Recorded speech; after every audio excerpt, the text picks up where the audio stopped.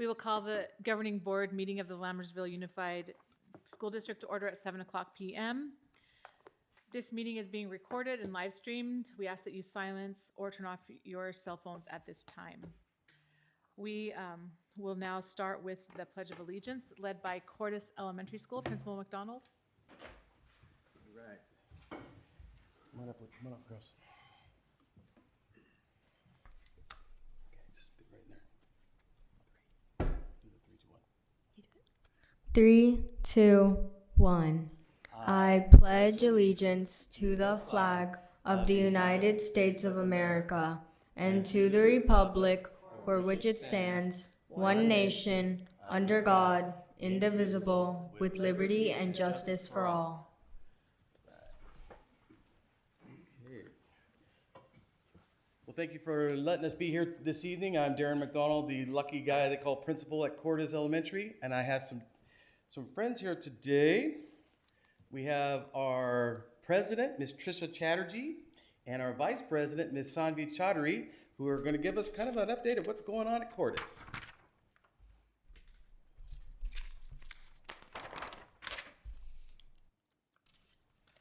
Cordis Elementary Positive Behavior Expectations.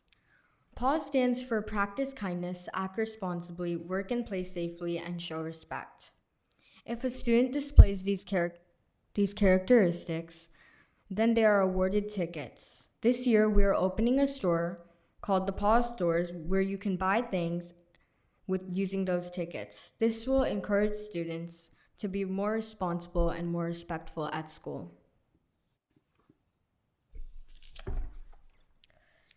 Our school's theme this year is Embrace, Empower, and Excel. Students are to embrace the opportunity to learn a plethora of new things this year, empower their learning journey, and excel from last year.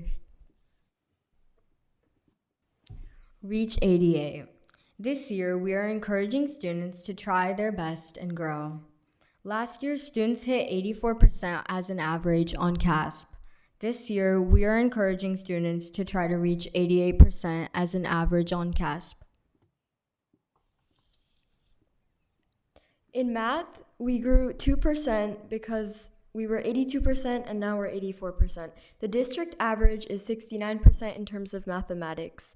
In English, we grew 7% because we were 78% and now we're 85%. Meanwhile, the district average is 74%. In terms of science, we grew 14%.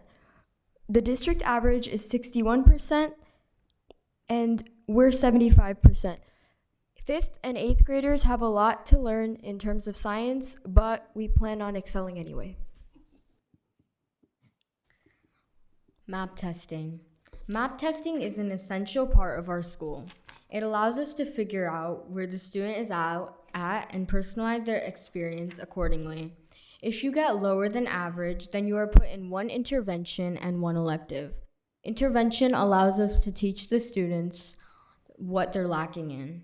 If you are put in 2 electives, that is because you are above average or at average. This allows us to have more fun in school. Why do we love Cordis? A student can feel safe in Cordis Elementary School thanks to the staff who work to make sure every student feels safe in their learning environment, including our principal. Confident. In our school, we aren't scared to share our thoughts because of our wonderful staff. All teachers at Cordis are there to support all students, especially since all students learn at a different pace, whether in terms of a student's grades or their mental health. High expectations. Here at our school, teachers have high expectations for every student in their own way. This pushes us to try our best no matter what. Circling back to high expectations that our teachers hold us to, it helps us strive to be the best version of ourselves through perseverance and the expectations we end up holding ourselves accountable to thanks to our teachers. Events and sports. Throughout our school year, multiple tryouts are held and events. These show that at our school, we don't only grow academically, but also physically. On Thursdays, students are to wear a shirt to school of a college of their choice, preferably one they choose to go to one day. Spot Your Pride Friday. On Fridays, students wear their school colors, orange and navy blue. This allows us to show appreciation and represent our school. Our principal always says on the announcements, be true to yourself, help others, get connected, and make today a masterpiece. These words shape how our students act not only in school, but also outside of our school. Thank you for having us here tonight, and you're all welcome to visit us any day.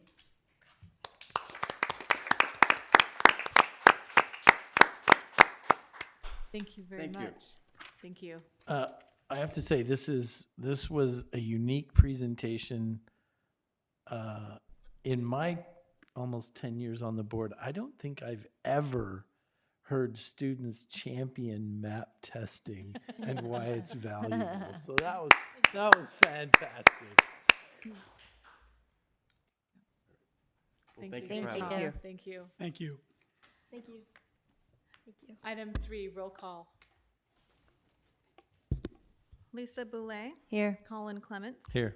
Anita Daniel. Here. Stephanie Olson. Here. David Pombo. Here. Devika Vitolani. Here. Item 4, approval and/or corrections to the agenda. There are none. Move to approve the agenda. Second. On a motion by trustee Clements and seconded by trustee Boulay, student trustee preferential vote. Aye. All in favor? Aye. Any opposed? The motion passes with 5 ayes and no noes. Item 5, committee reports. Item A, District Advisory Committee. Trustee Boulay. Nothing to report. Item B, District English Language Advisory Committee. Trustee Clements. The next meeting of the District English Language Advisory Committee will be tomorrow at 6:30 here in the district office boardroom. And unfortunately, I will be in Reno for a celebration of life, so I will not be here tomorrow for that. Education, item C, Education Committee. Trustee Pombo. Yes, our next Education Committee meeting is October 17th at 6:30 at the PDC. Item D, Facilities Committee, nothing to report. Item E, Policy Committee. Nothing to report. Item F, Safety Committee. Yes, our next Safety Committee meeting will be September 11th at 3:45 at the PDC. And item G, Wellness Committee, the next meeting is October 2nd from 3:45 to 4:45 in the district office boardroom. Moving on to item 6, Governing Board Reports. Student Trustee Vitolani. Thank you. Good evening. So I hope everyone's school year is going fantastic. I would like to begin with our ASB and leadership updates. So recently, all Mustangs attended the Welcome Back rally where we welcomed all of the new and returning students. It was a lot of fun, and of course, as usual, Synergy and Cheer did an amazing job. For club updates, major clubs such as HOSA, Speech and Debate, Skills USA, and DECA have held their first club meetings for the year, and they've seen a record-breaking attendance for all. We wish them a highly successful season ahead. To start off September, we have Club Rush coming up. For sporting updates, we have our very first football game of the season coming up this Friday, and it is a beach theme, so we are all extremely excited to dress up and attend. And for additional high school updates, over the past few days, both middle and high schools have been having the map testing to measure student progress. We are also extremely excited to have our back to school night coming up tomorrow at the high school to showcase all the new and exciting activities, opportunities, and the curriculum that we offer. That concludes my report for tonight. Thank you. Thank you. Trustee Boulay. Thank you. Last Wednesday, I attended the Mountain House Town Council meeting and provided the Lammersville Unified School District report to the Town Council. And then yesterday, I went to the opening game for the Mountain House High School girls flag football team. They were not victorious on the scoreboard. However, they did a great job. They were victorious in their hard work and in their team spirit, and they worked very well together. So I have high hopes for them on the scoreboard in the future, and that's all I have. Thank you, Trustee Boulay. Trustee Clements. Nothing to report, Madam President. Trustee Pombo. Thank you. On August 13th, I attended the Costa Elementary Back to School Night. I enjoyed visiting with teachers, seeing students and parents. And on August 14th, I attended Cordis Elementary Back to School Night, where I again enjoyed visiting with teachers, parents, and students. And that concludes my report. Thank you. Trustee Daniel? I have nothing to report. Thank you. My report is also brief. I attended the Cuesta Back to School Night, and those are always wonderful evenings. And then I was able to attend one of the School Foundation events on Friday. The Cuesta School Foundation showed the movie Trolls, and it was a wonderful event. I think the ice cream was more popular than the movie, but it was packed. The gym was packed, and it was nice to see people out supporting the School Foundation. And that concludes my report. Moving on to item 7, receiving of public comments. I did not receive any blue comment cards before the meeting. Is there any member of the audience who wishes to make a comment at this time? Seeing none, we will forego reading the policy on public comments and move on to item 8, consent items for consideration. Actions proposed for consent are consistent with the approved practices of the district and are deemed routine in nature. Trustees receive board agenda background information in advance of scheduled meetings and are prepared to vote with knowledge on the consent items, which are item A, governing board meeting minutes of the regular meeting held August 7th, 2024 at 7 p.m. Item B, contracts under $50,000. Item C, ratification of 2024-2025 inter and intra-district transfer requests. Item D, ratification of certificated and classified personnel actions. Item E, ratification of budget revisions and warrant list for July 2024. Item F, updated 2024-2025 fundraisers. Item G, declaration of surplus materials. And item H, acceptance of donation, $1,000 from Mountain House Stallions to MHHS ASB for the purchase of equipment and apparel for the Mountain House High School football team, and $100 worth of school supplies funded through Donors Choose for Miss Conger's classroom at Mountain House High School. Does any member want to discuss any item or pull any item? Move to approve consent items. Madam President, I do have a question. Mountain House Stallions, is that the same organization that used to be the Junior Mustangs, or is that a completely? No. It's a completely different organization. All right. Thank you. I'll second. Okay. I'll second. On a motion by trustee Pombo and seconded by trustee Boulay, student trustee preferential vote? Aye. All in favor? Aye. Aye. Any opposed? The motion passes with 5 ayes and no noes. Madam President, or That's called a faux pas. yeah, Madam Clerk, will you please do the honors? I will, thank you. So I would like to welcome the following new employees to Lammersville Unified School District. Nisraim Abdelatif, noon duty supervisor. Anna Costa Alangi, world language Spanish teacher. Shailaha Aneda, noon duty supervisor. Satya Sudha Chikuri, noon duty supervisor. Fabiola Farrell, CTE video productions teacher. Melissa Galea, school secretary 1. Wendy Hughes, learning commons technician. Videhi Kalyanaraman, noon duty supervisor. Sophia Kamaluddin, noon duty supervisor. Delana Lindsay, special education teacher. And Lynn Wang, mental health counselor. Welcome to the Lammersville School District. Thank you, Madam Clerk. Item 9, district administrative reports. Item A, superintendent's report. Yes, I have some good news to announce before we have our executive director give a presentation. After a 2-year hiatus and a COVID break, our longstanding ability to earn a particular award that's highly prestigious throughout the state and in the education community, that streak has been broken.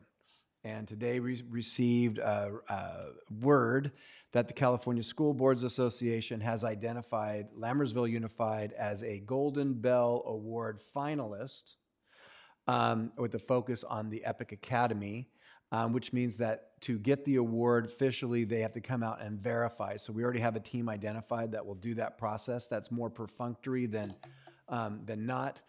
So I wanted to let the board know we've been fussing a little behind the scenes for our 0 for 2 post-COVID, but we are very proud to say that the streak is over, and at the California School Boards Association conference, we will be attending I would define it as a foofy event with kind of a neat thing where we get our bell. So with that said, congratulations to the board and our team out there and the programs that we've been developing in that particular one for this year. And with that said, we're going to introduce Irene Busatil, our Executive Director of Student Services, who's going to talk about enrollment and student placement. All right, good evening, President Olson, trustees, Dr. Nicholas. Thank you for providing me this opportunity to talk about student placement, enrollment, and capacity at our school sites.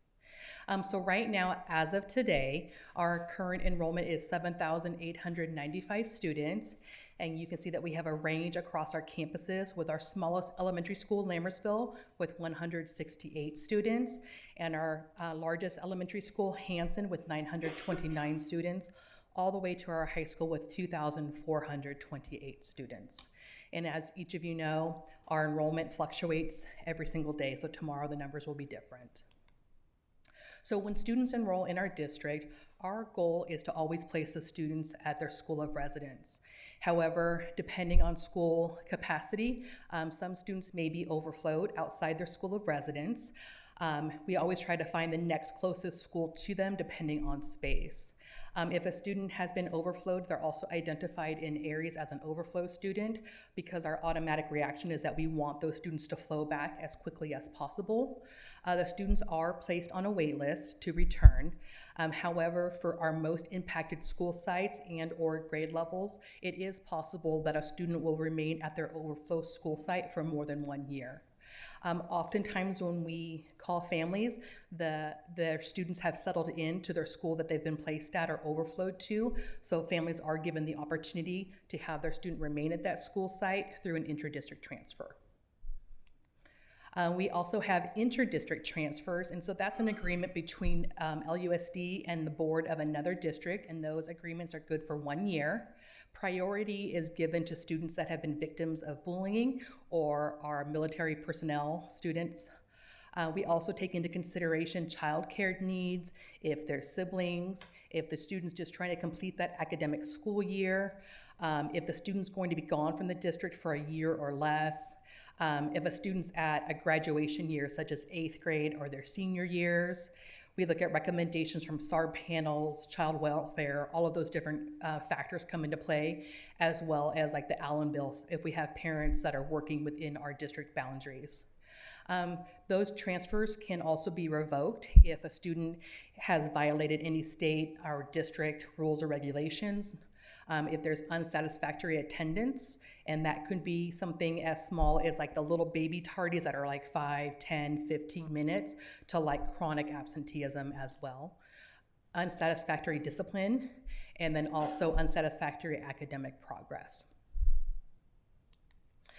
So we always focus on attendance here in our district, and so we focus on positive school attendance, preventing problems before they occur, and that is maintained through accurate record keeping so we can identify students in need of interventions and supports, also providing services to students and their families, and then making sure that throughout school it's more than just academics. So we're looking at students as a whole picture, like how is their mental well-being, how are they getting along socially, how are they doing academically, and all of that has helped us to maintain an average daily attendance rate of 96%.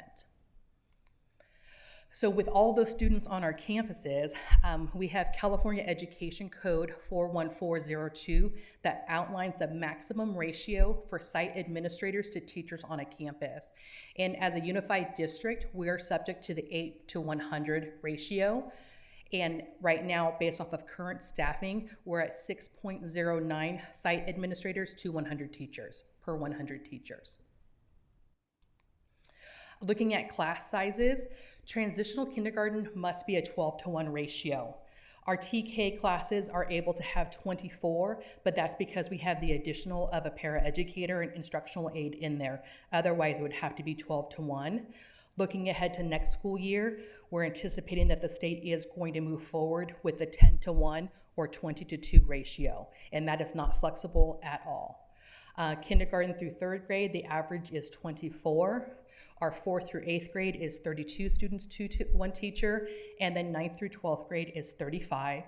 With the exception of transitional kindergarten, if we have just a few students over for a campus, you might have a classroom or two, or depending, where they might have a class size overage of 1 or 2 students on average. We typically don't go above 1 or 2 students if we have available space elsewhere. So I have here one of our school site maps. And so just due to our safety plan, I've removed the identifiable information regarding the school name and the address. But this shows a classroom map. So the green boxes represent classrooms that were designated as like a TK through 3rd classroom. The orange boxes are for 4th through 8th grade, and the red boxes are areas or classroom spaces or rooms that could be repurposed. And so around them, you'll see like the, oopsie, wrong button. Where's the little pointer thing?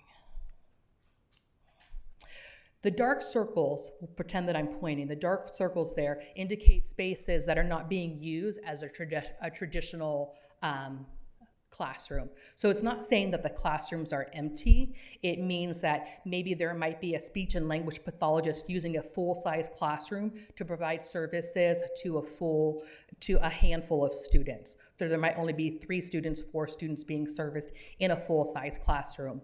It could be a classroom that's only utilized after school for our ELOP programs. It could be a classroom where we have, it's being used by county-run programs.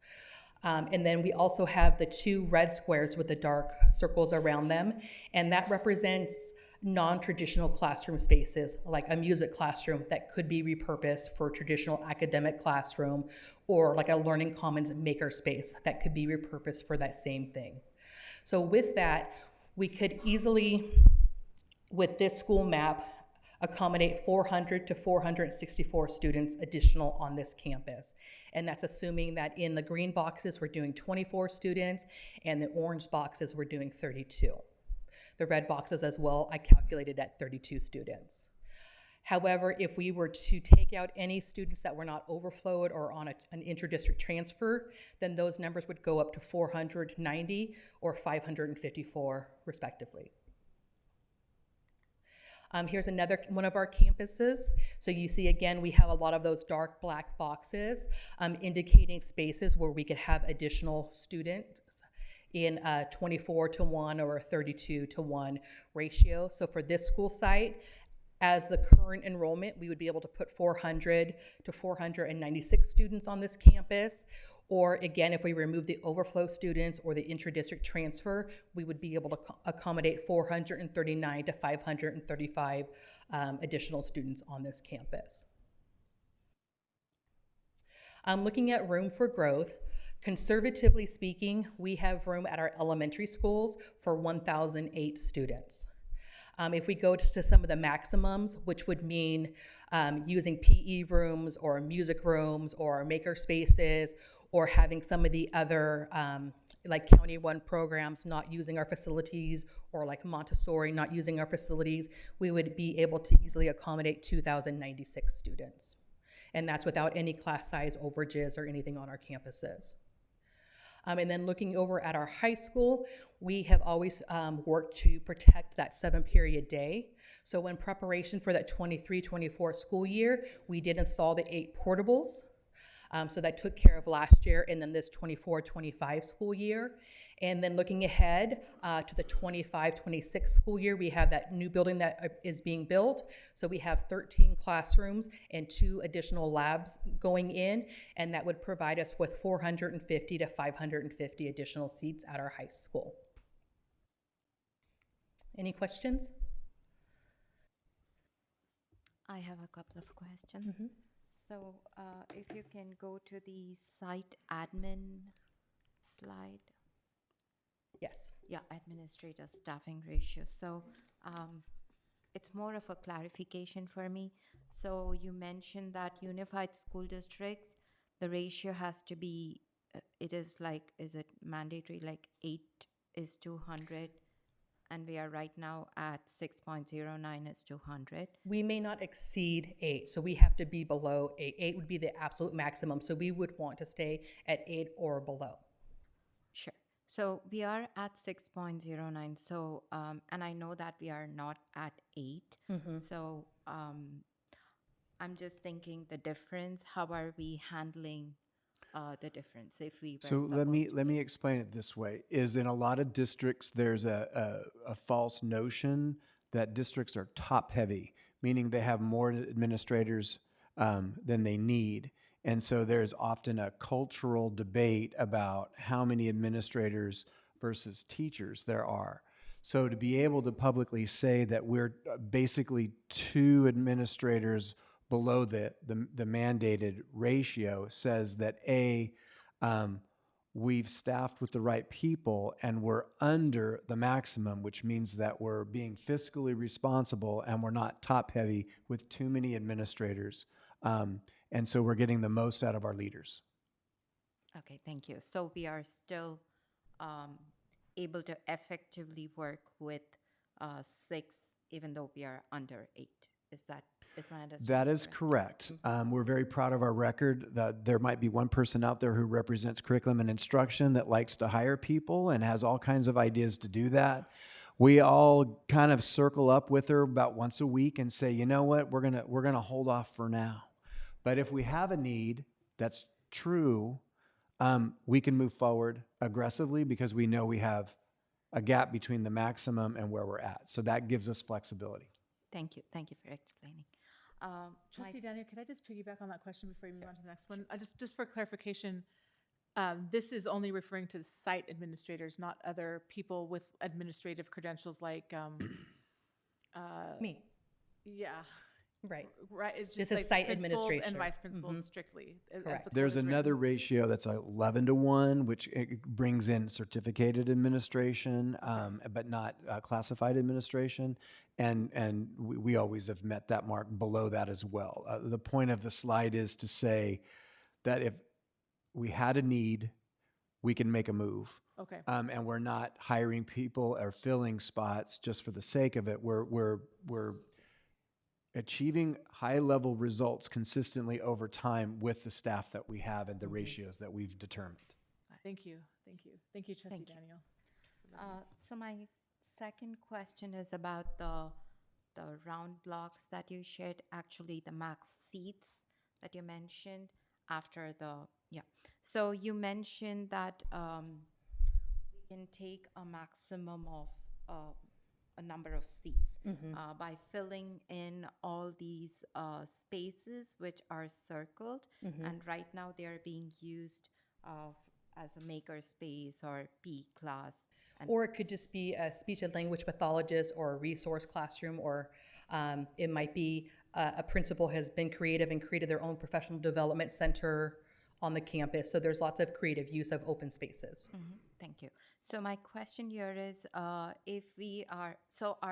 long-term thought process is in order to fill the maximum growth, we are trying to use these circled spaces, and we are going to turn them into classroom. Correct. Right? Return them back to their design purpose as a traditional classroom, correct. So then do we also have a plan about, okay, what space are we going to use for maker space and which these spaces were already being used for? I would imagine, and I don't want to speak out of turn for curriculum, but we would be able to utilize mobile stations like we've done in years past. It may not have been for a maker space back then, but it would have been like for purposes of art or books and things like that. So we've been very creative as a growing district since I came in 2004, 2005, and there's been spaces where we kind of fill up to max capacity, and we're using every little nook and cranny, and we're very creative about being thoughtful about how we're using those spaces and still providing the programs and services to students, but thinking about it it doesn't have to be this one identified room. We can use other spaces that maybe we wouldn't have thought to use like that previously. And the second half of that answer is none of these are being filled imminently. There's no pressure. It's simply a matter of putting out and explaining that what people perceive to be full is actually not full at all. And that gives us space and time for the considerations on the questions you asked. Yep. And that's what I was trying to say. I really like the long-term thought because that gives a picture to us and to the community that there is space available to be used. But again, I just wanted us to also think about, the Plan B, because we are looking at Plan B when, Right. The classrooms are going to be filled. So Plan B, what are we going to do for these spaces? And yeah, thank you. Any additional questions? One comment on the ratios of administrators to teachers. Those are the maximums, and we evaluate ourselves against similar districts, or to make sure that we're being efficient rather than against the maximums. And then finally, a request. On this monitor, orange and red were virtually the same. Okay. And I'm like confused. I'm really looking, and then I look up and I'm like, oh, that's very clear. So maybe a little bit more, what's the word I'm looking for? Spectrum. Contrast between the colors. Noted. So. All right, seeing no further questions, thank you so much. All right, thank you. Moving on to item B, district enrollment report. Yes, we've been talking about hitting the number 8,000 for some time now. One of the things that we discovered over this summer is that we had a typical pattern of in and out, families moving in, families moving out. But there was an impact on our normal growth over the summer, which is usually about 150 to 250 students, because they haven't been building many houses. So we are still going to hit 8,000 this year, and growth is coming soon. But our number right now, as of today, is 7895. But when I put this out there, it was 7901. So yes, I wanted to put that on the record. All right. Thank you. Item C, district maintenance and operations report. Mr. LeGrand. Good evening, thanks for having me. No operations report tonight, so I'll go to the maintenance report. I'm sure the board is aware we had some vandalism at Hanson a few weeks ago. There was a fire on the roof. Been working with the roofing company and the insurance company to get that fixed. The damage is going to be pretty close to $30,000 to replace the roof, that section of the roof on the C building. Also at Hanson, we lost the water heater that serves the kitchen. It's a big unit. Went out about 3 days before school started. The food service program needs hot water to run their program. We had to make an emergency repair, and we got that done within 24 hours. We went back with 2 tankless units instead of your traditional liquid water heater. We've used the tankless water heaters at the high school with good success, so we went with those units instead of what you're normally used to seeing. Today at noon, attended a meeting at CASA with Thor and about 7 other people, architect, landscape architect, contractor, landscape subcontractor, to look at the field at CASA. More of an information gathering. Everyone threw out their opinions about what they think happened, and there wasn't a lot of finger pointing. No decisions were made, but we are looking into solution what we do to the field. The field has greened up slightly if you've been by there. Maybe 20%, maybe with that, we're lucky. So it is getting better. The weather's cooling, which will help, and we'll go from there. We finally got all of our elevators certified. If you've ever done elevator certifications, sort of a pain. You have to get the elevator company, the alarm company, and the state kind of all in the same room. Not easy to do. We have 5 elevators certified at this building, 2 at the high school, 2 at Hanson. The B building was giving us trouble at Hanson with the smoke alarm, was not tripping the elevator the way it's supposed to. Finally got all that resolved, so that was kind of a pain. Took a few months to get that done. Next year we'll have to add CASA to the list, so we'll have 7 to do instead of 5. Bleacher inspections were completed on the 25th and the 26th of July at Altamont, Bethany, Cordis, Hanson, Cuesta, and Wickland. If you recall, we're going to go every year. Last year we did the high school gyms. This year we did the K-8s. Next summer we'll do the high school again. We have a company here this week repairing and inspecting our basketball hoops. We had a hoop that came off the wall at the high school in the main gym that got put back up. And we also have some hoops that are not going up and down. They're working at the high school now, started yesterday, they're there today. Right now, it looks like we have 3 motors to replace there. They're not cheap, they're at least $1,000 a piece. So we'll have to get that fixed. Once they finish the high school, they're gonna go around the rest of the K-8 schools and do a safety check on all the rest of the hoops, make sure they're okay moving forward. Hope we have this whole thing wrapped up by the end of the week. The pool, it's been okay. We're having a little issue with some sand in the bottom of the pool. You may not know, there's 4 big filters that use sand to filter the water. There are air relief valves in the bottom of those filters. We think that one or more may have broken off, and it's allowing some sand to bleed by and get into the bottom of the pool. So what needs to happen is I signed a proposal to get it fixed. They have to drain the tanks, dig the sand out, fix the valves, and then put the sand back in. So that's in process. That should be done by next week. I had, on August the 12th, I had my first facilities meeting with the high school principal and the athletic director. And our next meeting is on September 9th. We decided to go once a month this year instead of every 2 weeks, like last year. On the new classroom related to the high school, we had our first in-person construction meeting today. Went well. They're digging footings right now. They're forming up the slabs. They are looking to pour the slab first part of September, first week or 2 of September, right? And then they're gonna start framing the walls on the basketball court, so they'll have those ready to go when the slab's ready to start standing walls up. So I would expect to see the site to go vertical within a month or so, roughly. Would you agree? Yeah, about a month, you start seeing some walls standing up. They expect to have both buildings watertight by December at the latest, before the rain hits. So that's where we're at with that. The Cuesta Montessori, the pouring place, I received a young person stepped in the in the material when it was so wet. I got the replacement kit today. It's in the back of my car. I will come in on a weekend and fix the spot where the footprint is. It won't be this weekend, maybe next weekend, but it won't be. I have it. I'll get it fixed as soon as possible. I'm gonna do it on a weekend when no one's around, so no chance of any other issues. The trip hazard surveys, last time I was up here, I talked about that Gloria found some more additional funding to do another round of trip hazards. That started last week at Altamont, Bethany, Lammersville, the high school, Cuesta, and Wickland. The Mountain House High School and the Altamont are already done. The rest of the sites should be done within a week. We have to use that funding by September 30th because of the funding we usually done by next week, end of the month for sure. The football field maintenance I've been talking about every time I'm up here, it's tomorrow. It's 7 a.m. to 2 p.m. They'll be out there, and that'll be ready to go for the start of football season.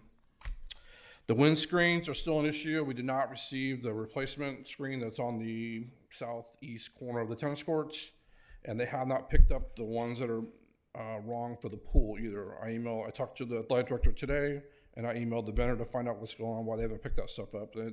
So that project's still ongoing. The kitchen remodel officially started last week. Kind of stubble coming out the gates a little bit. Because of the age of the building, there's some concerns about potential asbestos. There's some concern about maybe some lead paint. Also, the ceiling was brought up this week. Current code requires for a washable ceiling. The ceiling at Lammersville now is acoustical tiles, not washable. So we're trying to resolve those issues and get up to current code and get it to a safe place so they can do their demo and so on and so forth. So that's where we are with that. Upcoming items, next Thursday, I will be attending the EPIC interviews at the high school in the afternoon. It looks like we may have the potential to get several EPIC interns this year like we had last year. So I'll be attending those interviews and trying to find some good people that want to come work with us. Staffing update, and we have currently no grounds or maintenance openings. So happy to answer any questions. Thank you very much, Director LeGrand. I don't Thank know you. if you're busy enough. Thank you, appreciate it.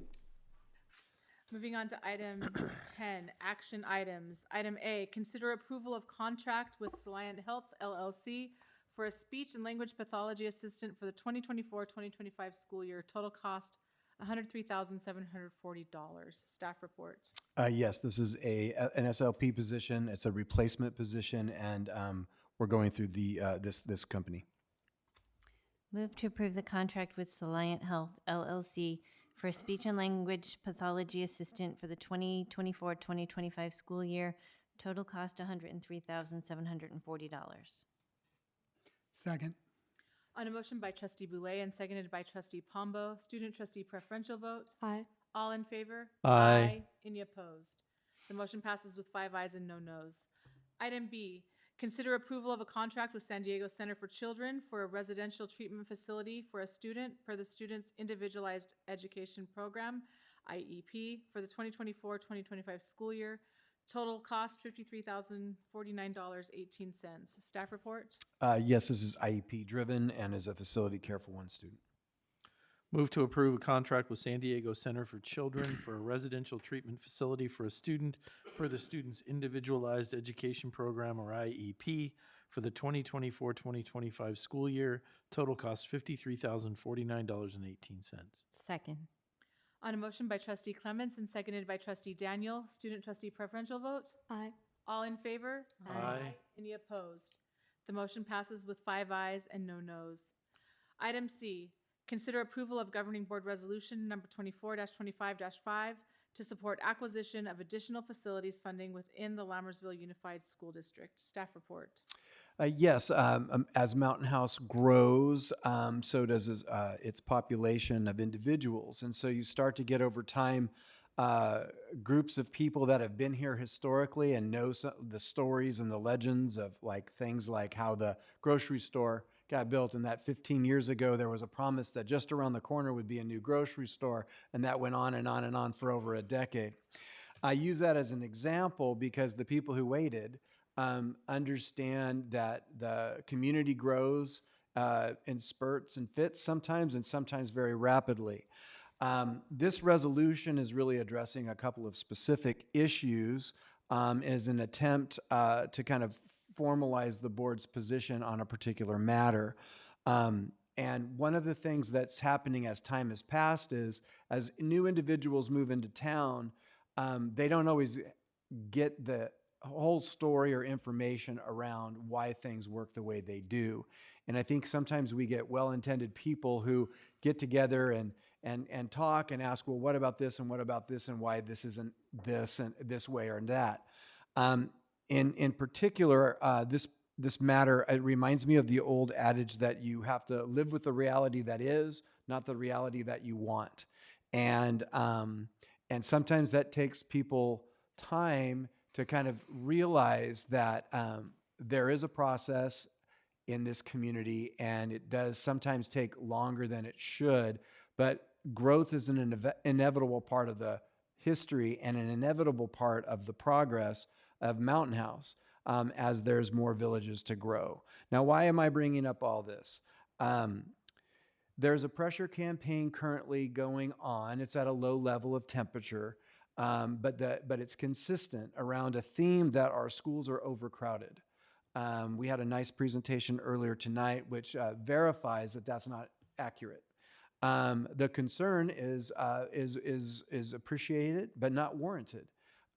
We have a very good department run by a very good leader who keeps track of this and protects the assets of the district, which is our facilities. Mr. LeGrand just gave a very long presentation that we have a whole department dedicated to make sure that they're maintained and we can maximize them. But the pressure campaign is really around that theme, like I said, that our schools are overcrowded. We have a union contract, 24-1, 32-1. We have a local control funding formula that gives us the smallest apportionment in the region for the amount of money we get for our schools. And so we use that money wisely by staffing to the appropriate student to teacher ratios. And we do that because that's the professional and correct thing to do. However, the pressure campaign is happening not with this board, but in an effort to affect a decision and other decisions by our new city and our new city council. So this resolution is really to say that the school district has growth and classroom space under control. And we know that growth will come, and we know that the gap between maximum and where we are at now will close. But we have proven over time to be able to handle that, and we will have time to adjust as the community grows and infill projects happen. One of the things that our district and our board, and this is specific to this and past boards, we like to use the term, we stay in our lane. We don't get involved with things that aren't our responsibility, and we respect others who have a responsibility in the community. In this case, we are going to make a public statement about the pressure campaign, not specific to the pressure campaign, but to the city council, that a decision is coming that they are about to make, or they're being asked to make, and it has a significant and financial impact on the school district. So there's a lot at stake with a request that's come through the city's system of a developer who wants to develop 3 properties. And the 3 properties, one is on Great Valley Parkway, one is near Central Park, and one is on by Mountain House Parkway.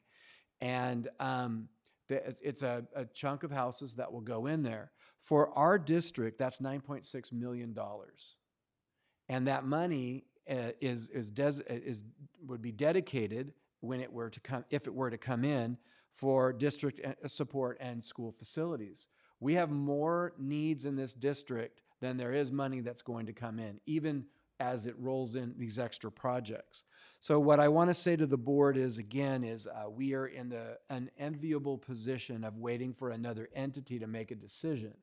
A decision that is not in the affirmative comes at a cost to the school district of approximately $9.6 million to use for the facility needs of the district.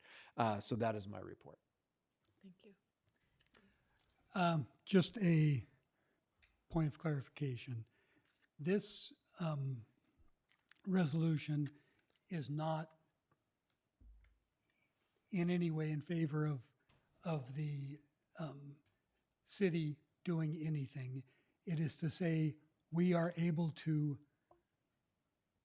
absorb the students that will be generated by this decision, and at the same time, we can use the funds that will be generated through this decision for needs that the district has, correct? That is better said than I did. Yes, that is correct. I'm not sure about that, but just, Yes. It was well said. Well summarized. Any other comments by Thank the you. board? I will entertain a motion. I'll move to approve Governing Board Resolution 24-25-05 to support acquisition of additional facilities funding within the Lammersville Unified School District. second. On a motion by trustee Boulay and seconded by trustee Pombo, student trustee preferential vote. Aye. Roll call. Lisa Boulay, Aye. Colin Clements, Aye. Vanita Daniel, Aye. Stephanie Olson, Aye. David Pombo. Aye. The resolution passes with 5 ayes and no nos. Moving on to item 11, information and discussion items. Item A, board self-evaluation. Every year, we go through a process of evaluating the superintendent, part of the board's responsibility, and one of the commitments of the board is to do an annual self-evaluation, and we presented it to the board in this item. Is there any comments or questions of the board members? Yeah, I have a quick comment. I will say that in looking at the results of this evaluation this year compared to the results of the evaluation last year, we are doing better. So we are making progress. I know last year we had some concerns with some 3s out of a scale of 0 to 5, 1 to 5, something like that. Maximum was 5. But we had more 3s than we wanted. We have cut down on those 3s this year, and we are seeing more 5s. So I think we're making progress. Thank you. Any further discussion? Seeing none, we will move on to item 12, calendar. Item A, Thursday, August 22nd, 2024, the District English Learner Advisory Committee meeting, DLAC, will be held at 6:30 p.m. in the District Office Boardroom. Item B, Wednesday, September 4th, 2024 is the next regular governing board meeting at 7 p.m. in the District Office Boardroom. And item C, Wednesday, September 11th, 2024, the safety committee meeting will be held at 3:45 PM in the Professional Development Center. In a moment, we will be adjourning to closed session where we will be discussing the following items. Item A, public employee discipline, dismissal, release, complaint, Government Code, Section 54957. Item B, conference with legal counsel, anticipated litigation, significant exposure to litigation pursuant to Government Code, Section 54956.9, Subdivision D2. One claim brought pursuant to Government Claims Act, claim number 641697. Claim available for public inspection pursuant to Government Code 54956.9 E3 54957.5. And item C, conference with real property negotiators, Government Code Section 54956.8. Move to adjourn. Second. On a motion by trustee Pombo and seconded by trustee Clements, student trustee preferential vote. Aye. All in favor? Aye.